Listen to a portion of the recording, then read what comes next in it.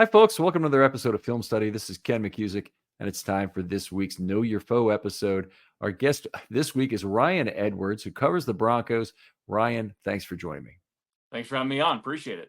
Always good to have people who are local and really know the teams. But tell us a little bit about the Broncos, where they stand right now. Let's start with the offseason, maybe in terms of moves they made to get them to this point.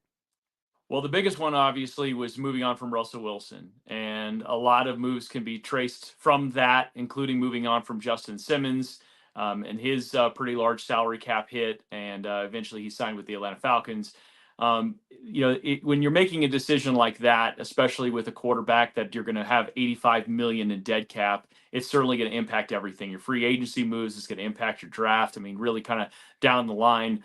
The Broncos had to go kind of bargain bin shopping for a lot of their players, adding guys like Cody Barton and Justin Sternad on 1-year contracts, Malcolm Roach, who's playing a prominent role in the defensive line on a 1-year contract.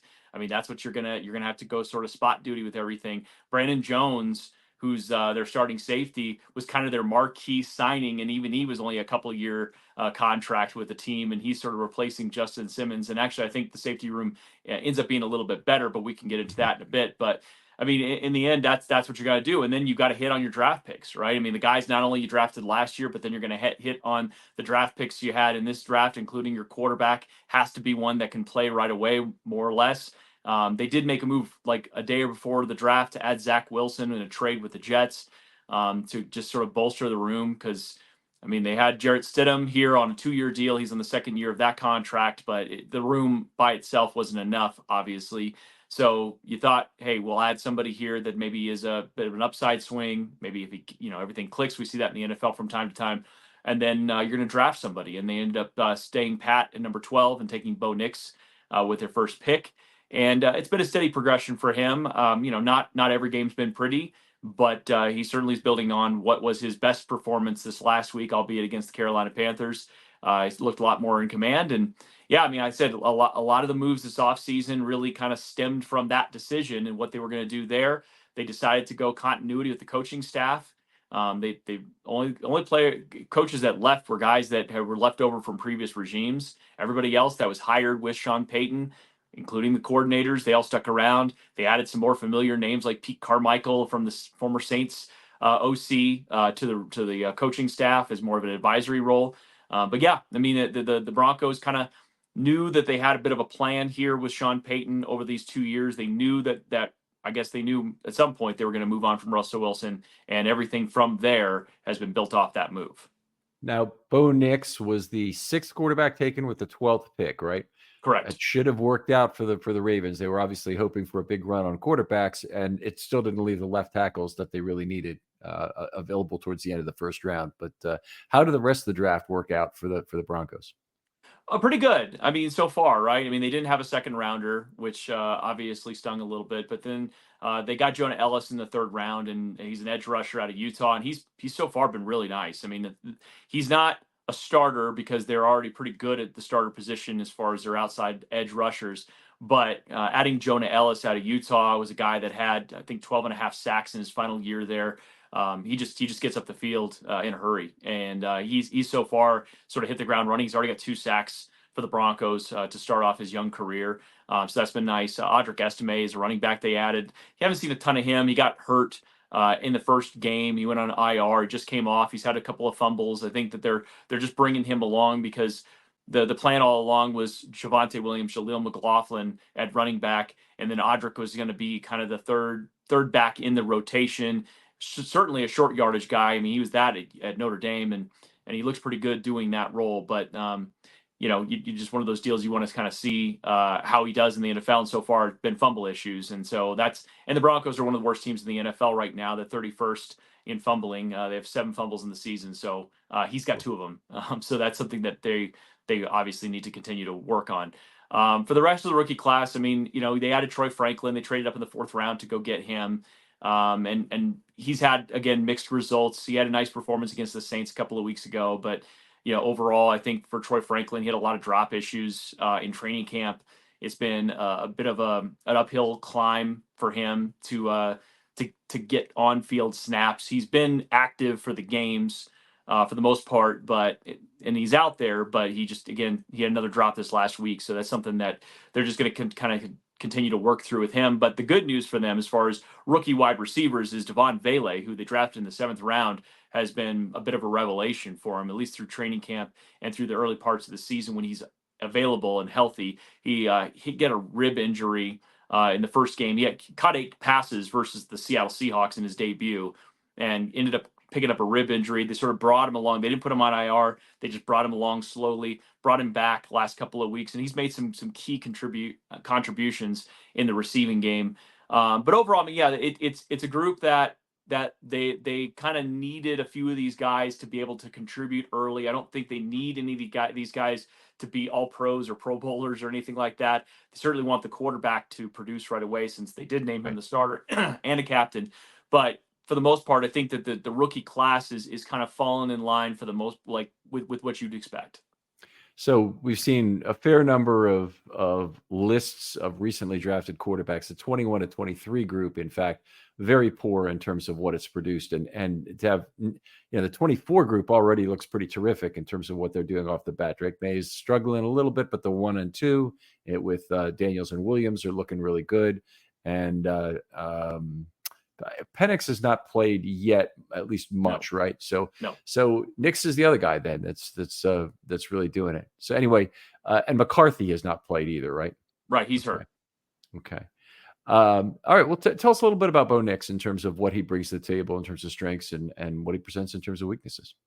Well, it's fascinating with Bo Nix because a lot of people saw his work at Oregon and knew that he was hyper elite when it came to the short passing yards, and he set an NCAA record and completion percentage. So you knew that he was bringing that to the table. Everybody talked about him as a bit of a human computer. He was great at processing, and I think that's why a lot of people liked the fit with Sean Payton. I mean, I think it's tough when you put the Drew Brees conversation on any young quarterback, but this one was one that even Sean Payton said, I see some characteristics there. The way he processes, the way that he can retain information. They threw a lot at him early on. They still continue to throw a lot at him. And I'd say that some of his struggles at times is that bit of a drinking through a fire hose, right? I mean, Mhm. you're thinking about it in terms of the rookie curve is always a difficult one, but oftentimes coaching staffs will have different approaches with these rookies. Some of them will just say, well, we're going to throw the entire playbook, or we're going to throw as much as we can at this guy because we think he can absorb it. And some will say,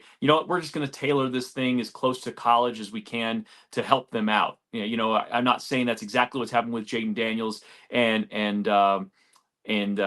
Bears quarterback Caleb Caleb Williams. Williams. Right. But I'd say, for Bo Nix specifically, they are throwing a lot at him. Their expectations are, you can run our offense. We named you the starter, and we think you can do this. We're not going to simplify this for you, and they have him out there spitting out the entire playbook, on the fly when they're doing this thing, when they're putting the game plan together. So I'd say what you're going to see out of him, I mean, honestly, you're going to see a quarterback that's starting to settle in a bit.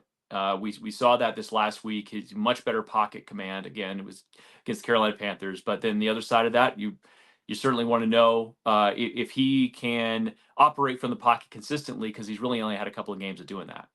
So how is his comportment at the line of scrimmage on a pre-snap basis? Does he show evidence of moving other players around or changing the play? Yes, no, he's actually really good at that, and I'd say that's the thing is, I think he's actually getting better, continually getting better at seeing the field. Early on, he's had some happy feet, and I think that's led to some of his inconsistencies with his passing, certainly some of his downfield throws. But he's done a better job at avoiding some of the turnover worthy plays, if you will. And then he's really great about avoiding sacks. I mean, I know you guys have a quarterback out there that's great about that, generally speaking, too. Um, he doesn't quite have the awareness that Lamar Jackson clearly has, but he is a little more athletic than I think even we expected he would be. He's pretty fast out there when he gets the ball and he decides to run with it. He's reached over 20 miles per hour on straightaway runs.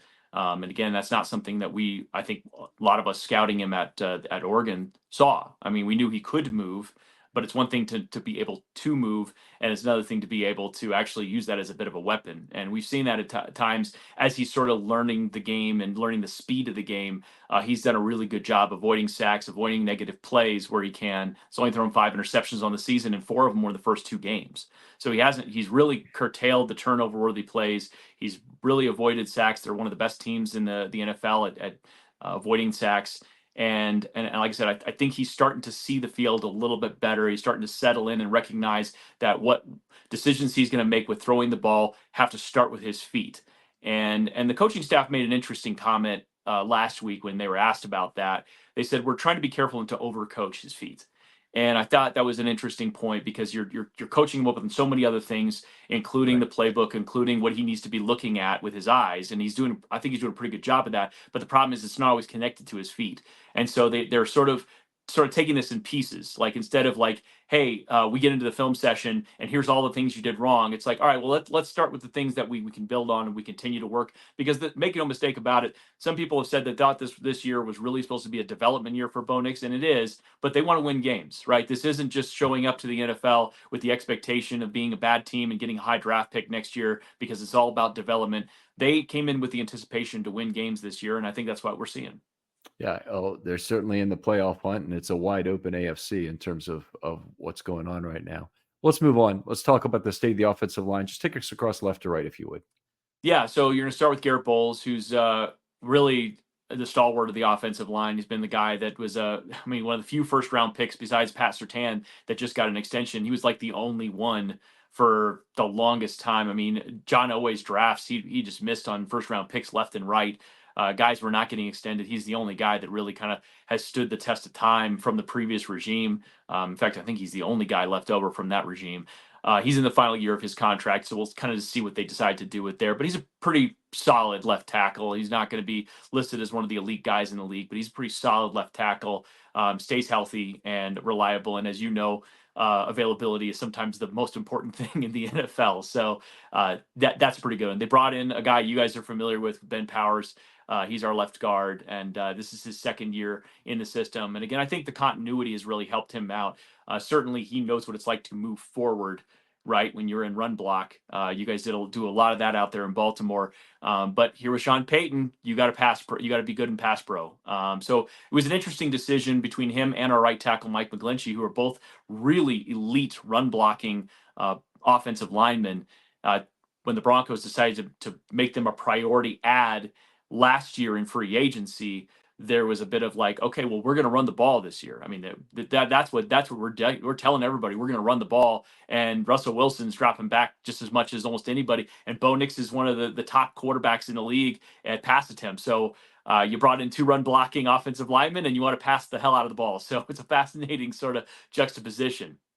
Powers is a guy, of course, a lot of Ravens fans want to hear about. Fantastic pass blocking year, led to a big contract, I think, in big part, obviously. 4 years, 52 million around that he made. And maybe that's not that big a contract anymore because guard market certainly exploded this last offseason. But yeah, I'm looking at just the PFF grades. It looks like his blocking has dropped off some. Can you find any reason for that? Well, yeah, I'd say that he did struggle his first year. Like Mhm. he got here, and I don't know if some of that was the marrying of Sean Payton and what he wanted to do, and Russell Wilson. You know, Russell Wilson holding the ball a lot back there. You'd think with coming from a system where you had Lamar Jackson who does some similar things that wouldn't be such an issue. But he really seemed to struggle early on. I'd say he settled in moments, and then really this year I feel like the offensive line is has been really really good. It's been a strength, which is surprising considering you changed centers this year because Lloyd Cushenberry signed a really lucrative deal out there with the Tennessee Titans.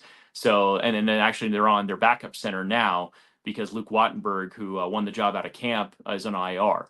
But yeah, that would be it's tough to specifically say from the coaching side of things on why he struggled so much, but I'd say the offense in general struggled. Now this year, you're starting a rookie quarterback back there. Maybe there's some communication stuff that's going on there, but they've had a lot of continuity. Zach Streif, who's the offensive line coach, who obviously worked with Sean Payton out in New Orleans, for many years, prominent offensive lineman as well. He's been fantastic. The offensive line love him. They love his coaching style. So I'd say that it's just tough to know. But the one thing they did have last year, they had a lot of continuity. And I know that's a word I keep using, but they had a lot of continuity specifically with not having injuries. They had a really healthy offensive line. This year, they've had a couple of guys banged up. McGlinchey was on IR for a little bit. He's back at right tackle. Quinn Miners, I think, is going to be one of the prominent offensive guards in the league Did they here. extend him yet? They did. They did Okay. right before the season. Him and Pastertan both got extensions, which again makes a lot of sense. They're both kind of cornerstone players for this team. And then right now they're starting Alex Forsyth at center, who's a former Oregon center. So there's a little between Nice. Bo Nix and Alex Forsyth. They've worked together, and actually I think the run game has improved substantially with Alex Forsyth. I thought he was going to win the job out of camp, but they ended up going with Wattenberg. Okay. All right. You talked a little bit about McGlinchey. You can move on to the wide receiver core if you want. Tell us what each brings to the offense. Well, your top wide receivers, Cortland Sutton, and I guess now that I think about it, he was drafted by John Elway. He was one of the last draft picks. So Cortland Sutton is got a couple years left on his contract. He was kind of a holdout during training camp. I mean, not during training camp, during OTAs. He showed up during mandatory minicamp. They gave him some incentives so that he would be here for training camp, and he seems like he's sort of bought in to the direction of the team. So he's your wide receiver one, and he makes some acrobatic catches. I mean, he's one of those guys that like doesn't have the super blazing speed, but he's about a 4.5 guy, and then that's probably good enough in this league, especially for his size. And he's going to get peppered with targets. But the one thing that they're showing, and they did this against the Saints, is where they don't have to involve him in every game plan. He didn't get a single target, he didn't register a single target, and they won handily against the Saints. Now it's the Saints, so take that for what it is. I don't expect that to continue. You saw this last week; he got 11 targets, 8 catches for 100 yards against Carolina. I imagine he'll be a focal point. The other side is interesting because Josh Reynolds was brought in this offseason from Detroit, but he's on IR right now with a broken finger. So there's going to be a little bit of a mixing and matching. I think you're going to see Devon Vele, the rookie, out there. You'll see a bit of Troy Franklin mixed in there. Little Jordan Humphrey is a guy that they brought in from the Saints last year, he's kind of a do-it-all wide receiver, kind of like Tim Patrick was for them for many years, where he's good in the block, run blocks. He's a guy that has no problem, going over the middle and absorbing big hits if he needs to. He'll fight through tackles. Of course, that cost him last week because he fumbled the ball on the first drive. But it's not a lot of household names. Like I'll say this about the receiving core. Everybody probably knows Cortland Sutton, but outside of that, it's a lot of mixing and matching, mostly young receivers. And I think that in their opinion, that they're trying to bring these guys along with Bo Nix. So going back to Sutton for a second, I'm noticing the passer rating throwing to him is terrible, and there's been 4 interceptions throwing to him already. Is there any common thread running through those? Well, that was early in the year. Like that's not a recent stat. That's more of an early in the year stat when they were kind of forcing it to him a little bit.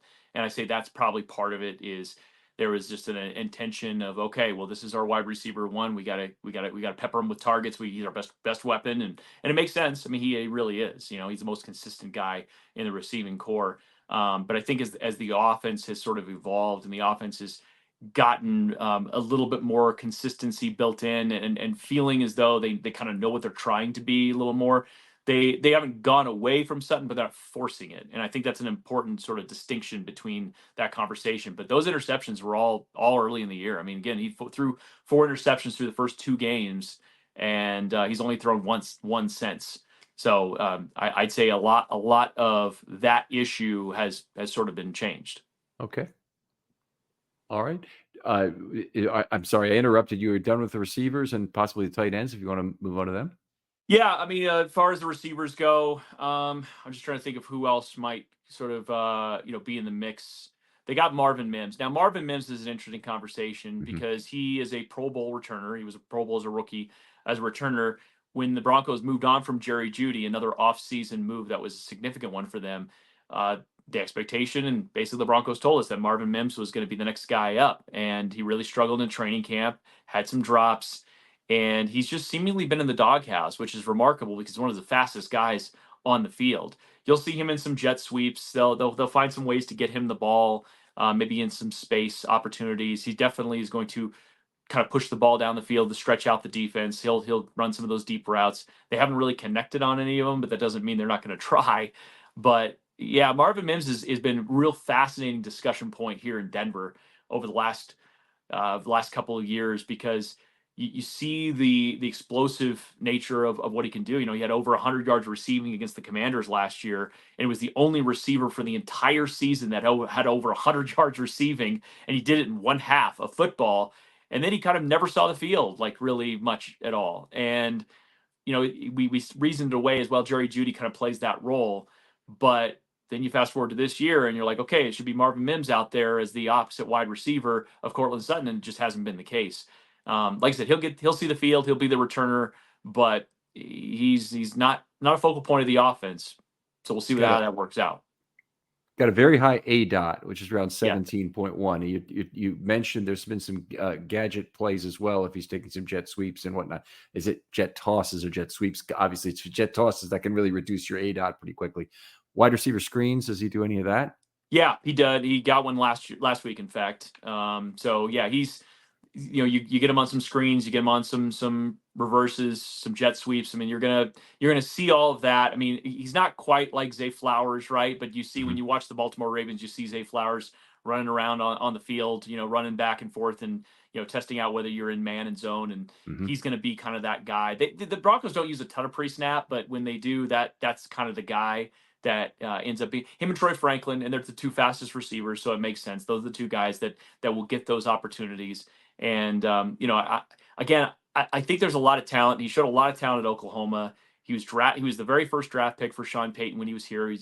They traded up in the second round to get him, and then he just hasn't really had a major role in the offense. So it would be great to see him at some point break out. We don't really know when that's going to happen, but they'll give him a handful of snaps for sure. Okay. All right. Tight end? Yeah, tight ends. This is a fascinating group because if we would have had this conversation last week, I would have said it's the weakest group in the NFL, and that's by every metric you can find. They don't target the tight ends. I mean, it's again very anti Baltimore Ravens in a lot of ways because you have weapons all over the place at the tight end room with the Ravens. You get here with the Broncos, and you think with Sean Payton and his history of throwing to tight ends, that would be a bigger function of the offense, but it hasn't been. They brought back Adam Troutman. He's a guy that's on another on a 1 year contract guy that kind of their do it all tight end. They have Lucas Kroll here, who's the guy they added late last year. I think that they envision a big role for him, but it's still been kind of mixed as far as his availability in offense. But he has a lot of athleticism and can block. So they have guys that probably are capable of being more. They just haven't been a major function of the offense until this last week when Adam Troutman got a touchdown. Nate Atkins, who's a fullback and tight end for him, caught a touchdown. And all of a sudden, on National Tight End Day, you have the Broncos deciding to target their tight ends, which was kind of ironic since it was really not a story.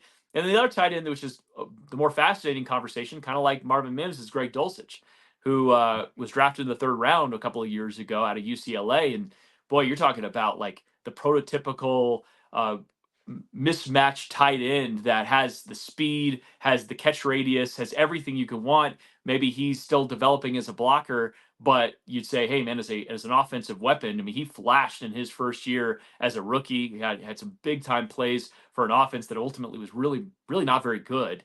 And he was one of Nathaniel Hackett's picks, right? Nathaniel Hackett pounded the table for Greg Dulcich, and now he's been a healthy scratch for the last few weeks. So it's like we came into this year, it's like, man, the only thing this guy needs, he needs to be healthy. And if he's healthy, uh, he looks like he prototypes as one of the best tight ends in the league. He's been healthy and he's still not playing. So it's a weird room in a lot of ways.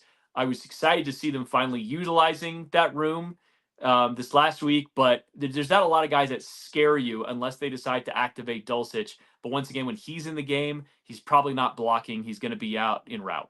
He's got 2.8 yards per target this Yeah. year also, I'm noticing, so that's not very exciting. 28 yards on 10 targets. Yeah, but he only Um, got to see the field very quickly. He only got to see the field when the offense was really struggling at the beginning of the year, right? So he's been a healthy scratch. Now, could you say, well, they've been made him a healthy scratch? in part because now the offense is playing better without him. I mean, I guess you could maybe make a correlation there, but I'd say, in general, when he was on the field early in the season, that was when they were really trying to figure out what the hell they were doing. Defenses were teeing off on the the offensive line was trying to figure out, okay, what's Bo Nix doing? Bo Nix was happy feet. He was only completing short, chunk passes.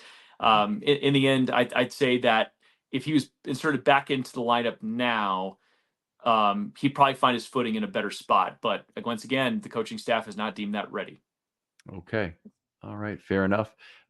Who's in the backfield? Oh, I got Javonte Williams, who's in his fourth year out of North Carolina, and he busted on the scene in his rookie year. Had a tremendous first year, tore his ACL in week 4 of the second year, and then last year he was still working his way back. So I mean he's finally looking mostly like himself. He still has a few games where you're kind of frustrated by the output, frustrated by his vision at times. But he's a wrecking ball when he gets going. He's no Derrick Henry, but he's our version of it. He likes absorbing contact. He likes looking for contact, and I think we'll see sort of how the season plays out, whether he's got a future with this team or not. I think Audric Estime is probably the guy they drafted with the intention to replace Javonte in those early down runs. But I could see them bringing him back on a couple-year contract if he doesn't get a lot of interest outside of Denver. Jaleel McLaughlin is a guy that was a rookie last year, a lot of speed. He's kind of prototypical Darren Sproles kind of guy, but he also will look for more contact than you'd believe with his frame. He is the guy that they'll probably get into flats a lot. There's a guy that they're going to use with his speed to try to bounce him outside with pitches. So when he's on the field, that's the one telegraph that I hope the Broncos continue to be aware of. I mean, we obviously pointed out to Sean, not that he doesn't know, but it's like every time this dude is on the field, all you got to do is protect outside runs, protect passes to the flat, and he's not much of a factor. They don't run him up the middle a ton, but he's one of those guys that has come in. He looked really great in the offseason. He added a little bit of bulk to his body, and he's continued to be an important part of this offense. I think again his speed really kind of helps give a little bit of dimension to the backfield. And then the third running back will be Audric Estime. I just don't know how much he'll be used. He barely was used this last week. All right, going back to McLaughlin for a second, because his missed tackle rate is really good. So is it something where he's getting out into space and making that happen as a runner? He's got 16 on only 48 touches or 48 carries this year. Yeah, he's really great at taking good angles. I mean, that you kind of have to be as a running back, unless you're a monster like Derrick Henry. You kind of have to. I mean, and Derrick does a great job with that too. Don't get me wrong, but I'm saying, but Derrick has that just physical ability that's like, okay, well, if you want to try to tackle me, good luck with that. Jaleel doesn't have that availability to him, so he has to make quick moves, and he does get missed tackles. Again, it's different than Javonte. Javonte more is like, okay, well, you guys are going to you're going to try to tackle me. You're going to have to do it with more than just an arm tackle. Jaleel's more of like, okay, I have the footwork, and he's very crafty with that to be able to absorb, to avoid some of those hits. And what they've done really a really good job of, and he's got a couple of touchdowns in the flat this year. I think he's got 3, in fact, where it's just they put him in an opportunity where he's got one man to beat, and he beats him every time. And so they get inside the 10-yard line. It's a goal to go situation. They run him in motion. They do. This holiday season, find the perfect gift and spark something special with Uncommon Goods. No need to stress. Uncommon Goods makes shopping easy with hand-picked, unique gifts for everyone on your list, all in one spot. Think gifts that bring out the smiles, the laughter, and that, yes, it's exactly what I wanted moment. They scour the globe for one-of-a-kind, handmade, remarkable items, and they always seem to know the perfect gift. I got these Camden Yards drinking glasses on it that have a nice etch of Oriole Park and the skyline around it. Check out their new officially licensed NFL collection for you Raven fans. When you shop Uncommon Goods, you're supporting small businesses and independent artists. Many of the products are made in small batches, so make sure to get yours before they sell out. With meaningful gifts from personalized items to special finds for kids, sports fans, and book lovers, Uncommon Goods has something for everyone. Plus, for every purchase, they donate $1 to a nonprofit. Over $3 million donated so far. To get your 15% off your next gift, go to uncommongoods.com/ravens. That's uncommongoods.com/ravens for 15% off. Hurry, this deal won't last. Uncommon Goods, we're all out of the ordinary. Do some motion. They put him out there in the flat, and he's got to beat one guy, and he wins that matchup every single time because he's really that kind of athlete. Okay. All right. Well, we're familiar with that sort of athlete here too. That's good. In terms of personnel groups, they prefer to run out of 21, 12. What's their most common formation or package? Yeah, I'd say 12 and 20, 21. I mean, you're thinking about, especially their Troutman plays a lot of snaps. And again, assuming Dulcich isn't going to be active for this game, you're going to see some version of Lucas Kroll out there, Nate Atkins. And the thing is with Nate Atkins is he can kind of line up either as an inline guy, or he can shift into the backfield when they're running some eye. And I think that with Nate Atkins, they're not going to throw the ball, and they have Michael Burton as well at fullback. So they have 2 fullbacks on this roster. So that's why it's a little bit of a mix and match. But I think those guys are going to be on the field, whether they're up on the line or they shift into the backfield and you're running a little offset. And again, this last week, Nate Atkins caught a touchdown and he was in the backfield. And they ended up sort of shifting him out into the flat, and then he caught a touchdown. So I think that they want to give a lot of looks, but they're not really one of those teams that has such elite wide receiver weapons that you need to have those guys on the field at all times. Cortland will play a lot of snaps. Lil Jordan Humphrey will be out there, but he's also a good blocker for you. And then they'll shift in those rookies at different points, as well as Marvin Mims. But yeah, I'd say predominantly you're going to see 2 tight ends, or you're going to see 21 with a fullback in the backfield. All right. Very good. Any other like common plays or formations they use? Any passing concept they really like to use? Well, they do like running those deep overs. I mean, that's something that you're going to see, and sometimes on that's backside of the play. But I mean, for the most part, you're going to see some front side stuff with slants. Especially when they started to work these RPOs in, which has been a really nice revelation for Bo Nix. It seems like he sees things better when there's that option to either tuck and run the ball or hand it off, or maybe hit somebody on a quick slant coming across into his vision. So he seems to process that pretty quick. It seems to get the offense in better formation or better rhythm. We saw that at times against the Saints when they're just doing straight dropbacks. I'm not saying they can't do that, but they just do better when he gets a chance to give multiple looks to the defense. And I think that we'll see a little bit of that against the Ravens, as they're going to have to be very mindful of the fact that the Ravens pass rush is still a very formidable one. Obviously the best run defense in the league.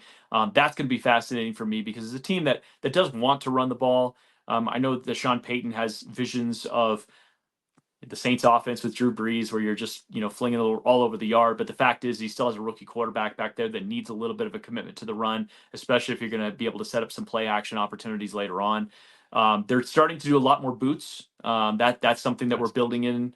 Yep, we're starting to see a little more of the boot action, and Bo Nix is really good at that. I think you get him on the move, and he has this ability to sort of open things up. They had some nice levels concepts this last week with the tight ends and the running backs. They had a really brilliant one where they did sort of a more shallow version of that with the fullback and 2 tight ends that worked out nice. So I think you're going to see more of that. Okay, so let's go back. Those 2 things, put them together, the boots and the levels. When you say levels, do you mean like usually run off a zone block left, naked boot right, and then running at 3 levels to get opportunities, with the deep over being one of them, and then some sort of a flyer post or corner? That's exactly right. Yep, yeah. That's exactly right. That's exactly right. So and Knicks,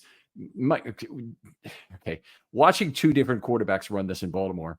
Flacco had a lot of success with the boot over the years, and my supposition has always been that the backside edge defender is never really keyed in on a non-mobile quarterback. With Jackson's had much less success with the boot because, at least the boot in the standard way you think of it, with the 3 levels of opportunity there, because the backside edge defender is laser focused on wherever he's moving, is not going to get fooled very often. And that doesn't mean it can't work. It just, I don't think it works in the traditional way as much here. Where does Knicks fit in on that spectrum in terms of the backside edge defender isn't as focused on him as a from the on the entire spectrum of Flacco to Jackson, let's say. That's quite the spectrum, by the way. Yes. To think about, because we had Joe Flacco out here too, so I'm very very well aware of his mobility. He does a great job. I think that some of those moments in his elusiveness, he's had a few moments where they have gotten him out in the move, and let's say the edge defender stays home and he's not fooled by the motion of the offensive line. Well, then I think that he's been doing a really good job of task of either I'm going to get it out quickly or I'm going to try to at least avoid those sack opportunities. And again, he's still a young quarterback. I think there's still a little bit of a belief that you can make a play happen when you probably should just sort of shut it down. But again, they've done a good job of picking and choosing moments to do that. And I think down and distance is always a bit of a tell on what they're thinking in those examples and giving him those opportunities. And like I said, the sequencing, I think in general, with the offensive coordinator, whether you want to say that's Joe Lombardi or in this case, Sean Payton, who's actually calling the plays, the sequencing has been so much better for this offense over the last few weeks because they seem to sort of kind of realize, okay, well, he has the ability to run. We don't necessarily have to design that, but we can at least let people know that he can do that. And when you build that into the offense, much like it is out in Baltimore, and again, it's not to that level, but when you build that in, you have to, defense have to play you honest. They might have to keep a spy in. They might have to, they have to think about things turned. They can't just come straight up field at you because he's broken several tackles in the backfield and taken off and run for a lot of yards this year. I mean, he had, I think it's 75 yards versus the Saints. And some of that was design. I mean, he had like a 33-yarder in there, but then quite a few of those were just him making a play.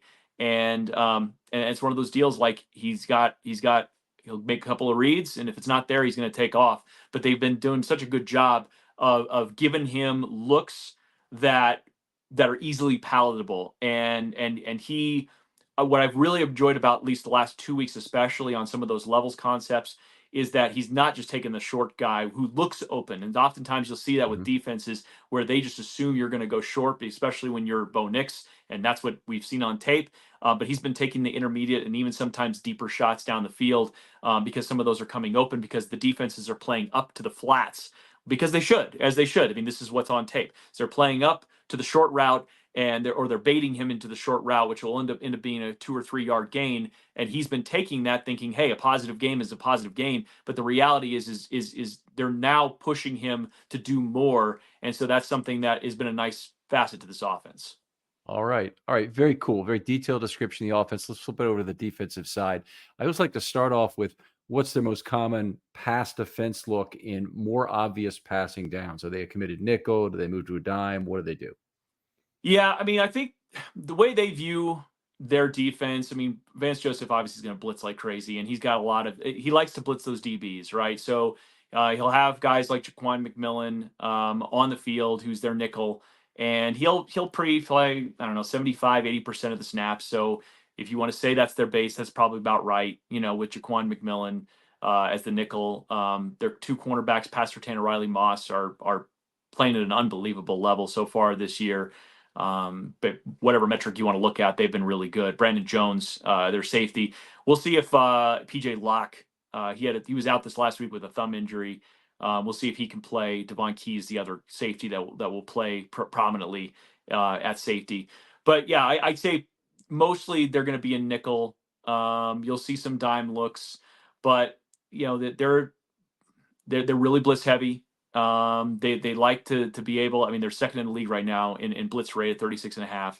So I'd say that he likes to mix it up. I think the one thing that Vance Joseph knows is he's got a very talented secondary that can play man.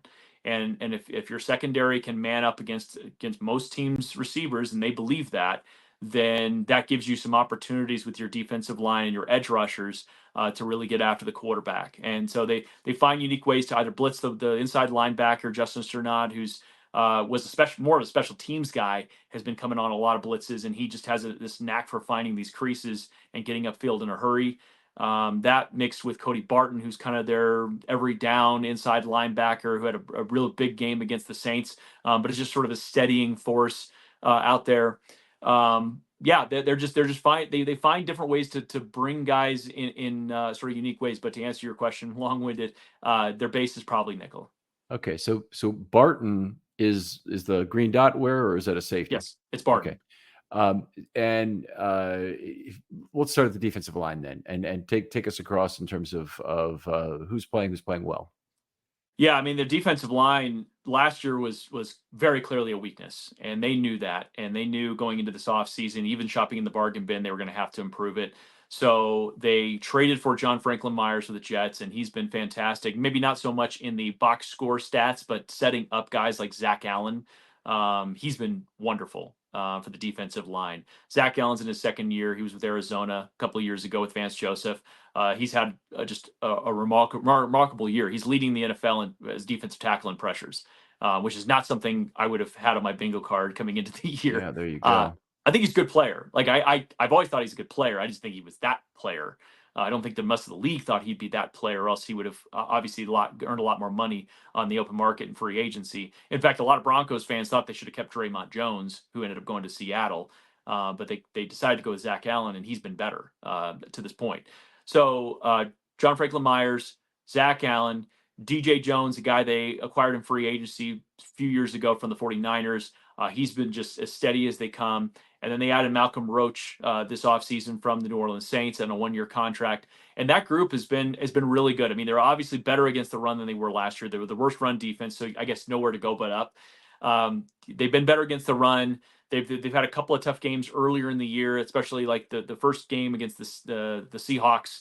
Kenneth Walker and Geno Smith both had kind of their way with them. I think that kind of hurt their early stats, but they certainly improved over the last several weeks, and now I view them as a bit of a strength. Right, so defensive line, their edge rush group is really young, but they're really they're really tenacious.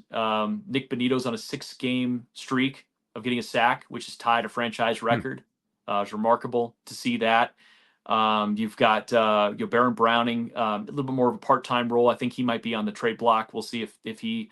I mean, I assume he'll play this game because he's healthy.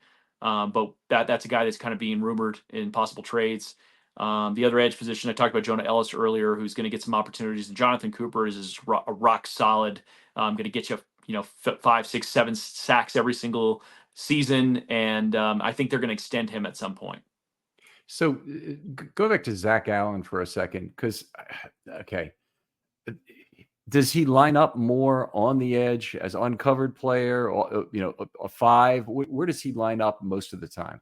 Yeah, he'll be in there between a 3 and a 5. I mean, I think that ideally for them, they look at Roach, they look at DJ Jones as kind of their interior nose guys, and then they get a chance with JFM as well as Zach Allen to be more 5 techs, and so Okay. that's kind of, and then you go wide with the other two with the edge rushers, and then you kind of mix and match from there. Okay, all right, fair enough. Take us off ball. Who's playing there? Yeah, You so like I mentioned said, Barton. yeah, Cody Barton, he's going to be, Alex Singleton was their starter. He tore his ACL, actually finished the game against Tampa Bay, hurt it, I think, in the second quarter or first quarter, played the rest of the game on a torn ACL, which is just bananas. But he tore his ACL, but they really haven't skipped a beat. It's kind of remarkable. You sort of think that, losing a starting inside linebacker for a lot of defenses would be significant, but Cody Barton has taken on the reins as being the green dot guy. Justin Cernod is the other guy that kind of plays a lot of snaps. They had aspirations of Drew Sanders, who was a 3rd-round pick for them a couple of years ago, but he ended up injuring his Achilles in the offseason, so he hasn't really been a factor. Yeah, maybe later this year he will be. But for the most part, for your off-the-ball linebackers, those are your 2 guys. So one thing I noticed going through the team here, and this is something that shows up, I look for it every week because the Ravens are a pretty good missed tackle forced team, is that the Broncos have had some identifiable problems putting people on the ground this year. Talk a little bit about that, or if I'm wrong, tell me I'm wrong. No, I mean, there's definitely been a couple of games this year. I'd say, again, sort of early on,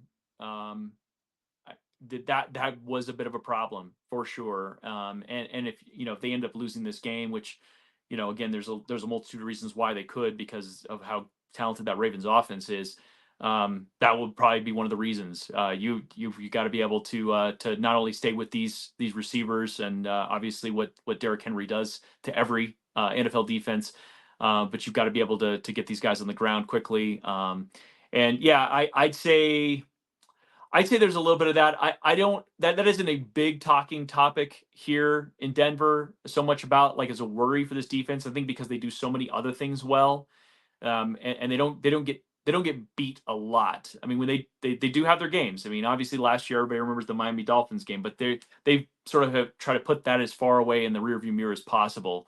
And for the most part, I think that they have by most metrics they put themselves in position. But yeah, they've had a couple of tough games with missed tackles. I think some of the tough discussion point about this defense right now is some of the talent they've been playing against, right? Because they have the Raiders, they've got the Panthers, they got the Saints, and these are all subpar offenses.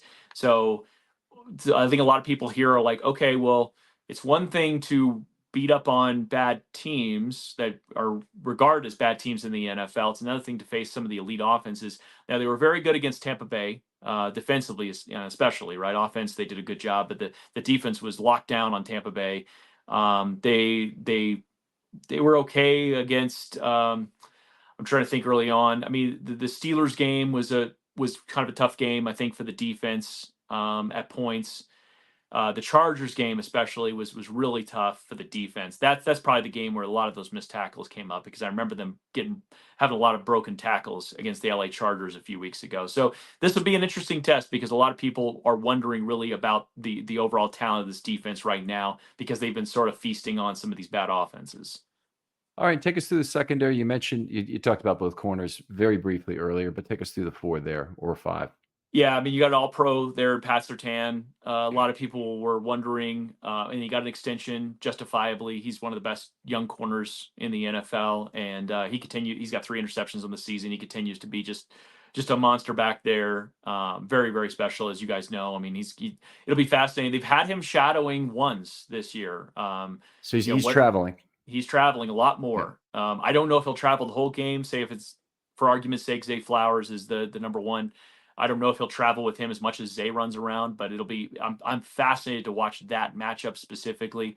But the thing that everybody wondered is who's going to start opposite him. Damari Mathis was sort of the ticketed guy to be in that conversation. They brought in Levi Wallace, who you guys are familiar with play with the Steelers. Yep.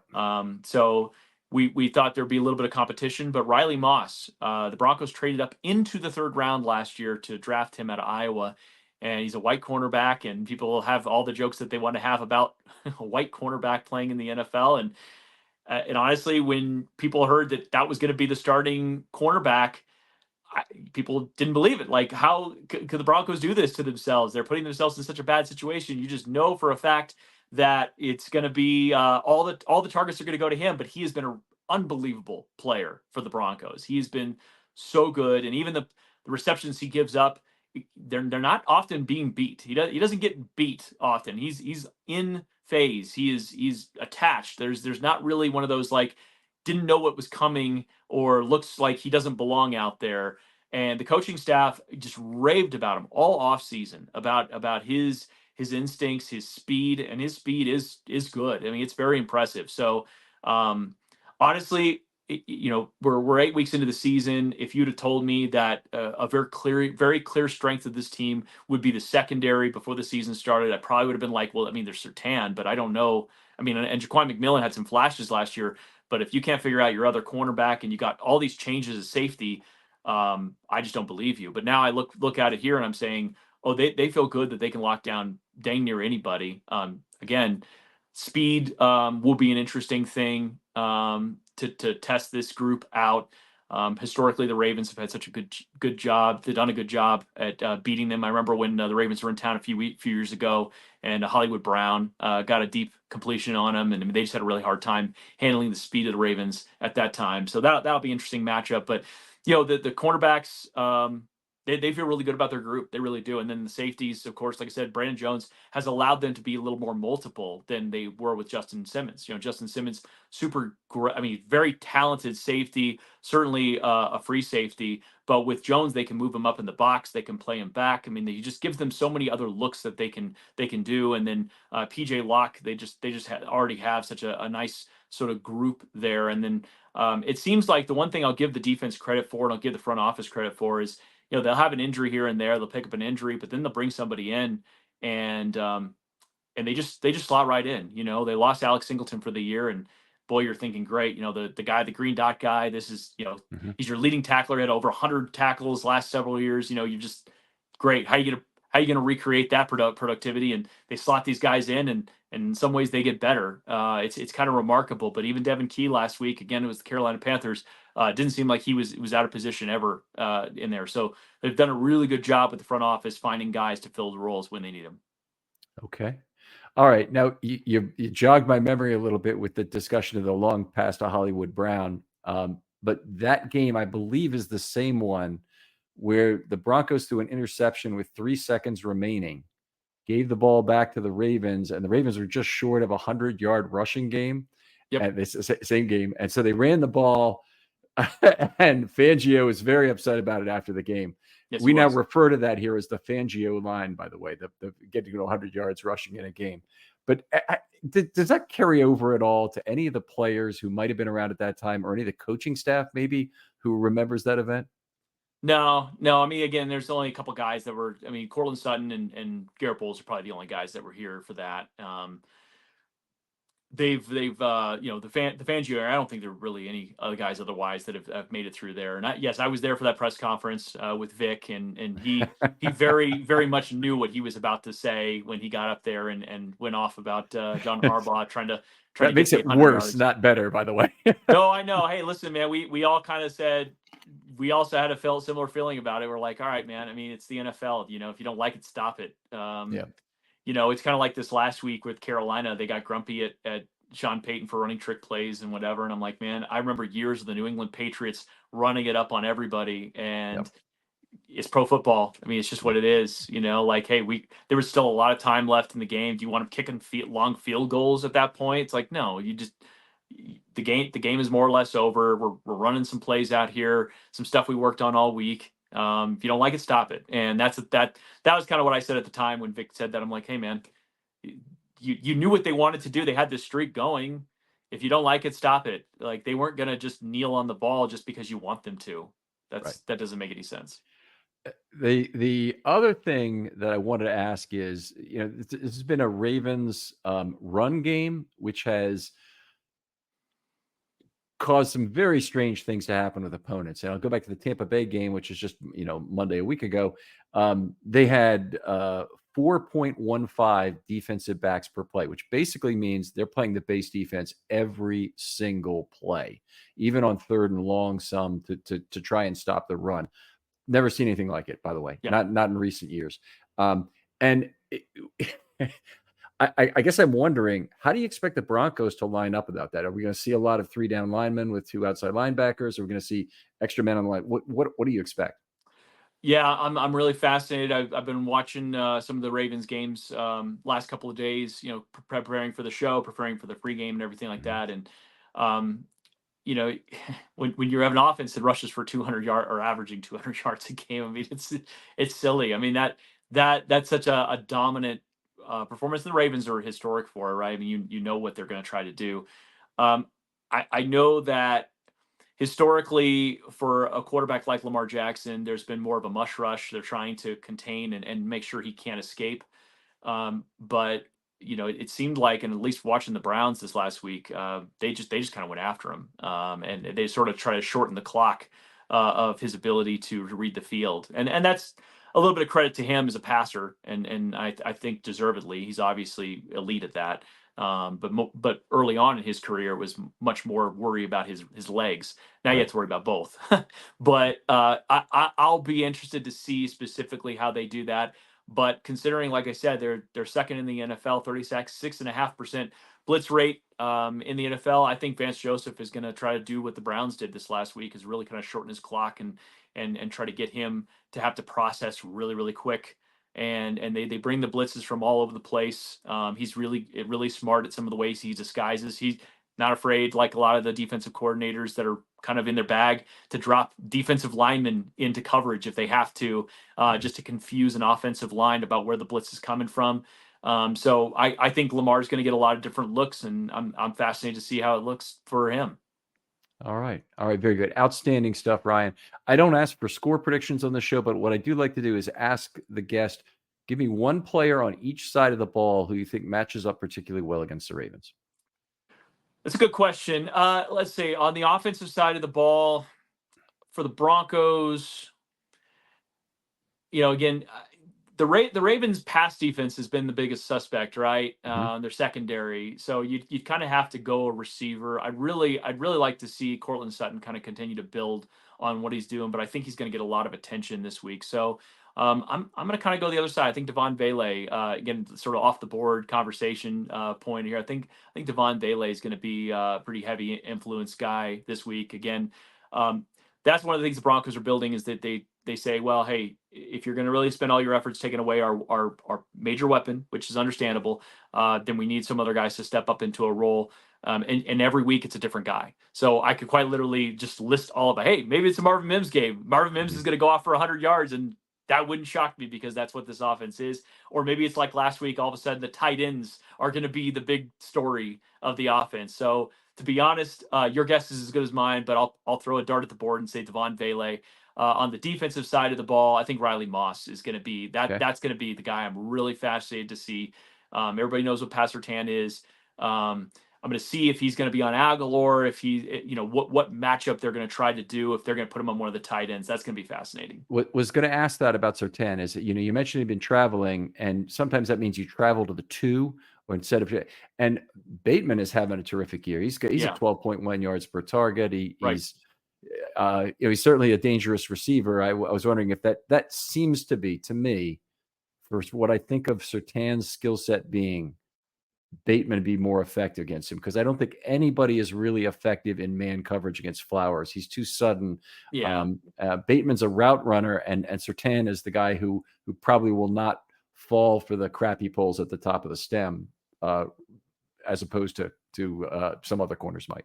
No, I think that's a great point, and especially his length, because Bateman's got a lot of length. I think that would make a lot of sense to have Surtain working on him. And like you said, I mean, the way that Zay Flowers, they put him in motion, he is very sudden. One of the things that I've really admired about the Ravens is the way they kind of mix it up with having you go side to side and then coming downhill at you with Henry.